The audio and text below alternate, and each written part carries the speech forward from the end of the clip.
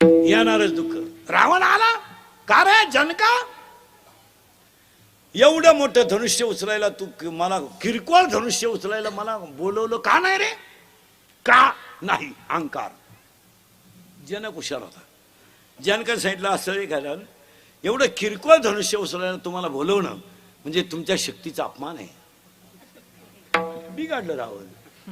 रावणाला काय मांड्यात वाजवायचा नुसता रावण मांड्या वाजवायचा. सीतेला वाटलं एक आता पळवणार आपल्याला. सीतेने बाकीचे देवांना हाका मारले, खंडोबा बैरोबा बिरोबा, हे नंगाट देव. यांना सांगितलं तुम्ही धनुष्याच्या टोकावर बसा. ते धनुष्याच्या टोकावर बसले. रावणानं धनुष्य उचललं, 2-4 बरगाड्या मोडल्या. रावण मिळालं बिलं नाही, फक्त कणायचं रावण. रावणाच्या प्रश्न मी विचारणार बरं का, आता उत्तर तुम्ही द्यायचंय. रावणाच्या अंगावर पडलेलं धनुष्य उचलायला 200 माणसं लागली. एवढं जड धनुष्य होतं ते धनुष्य सीता अंगणात घेऊन घोडा घोडा खेळत होती.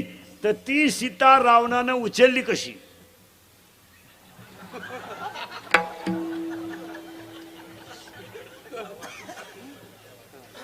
आपलं कीर्तन म्हणजे डिस्कवरी चॅनल.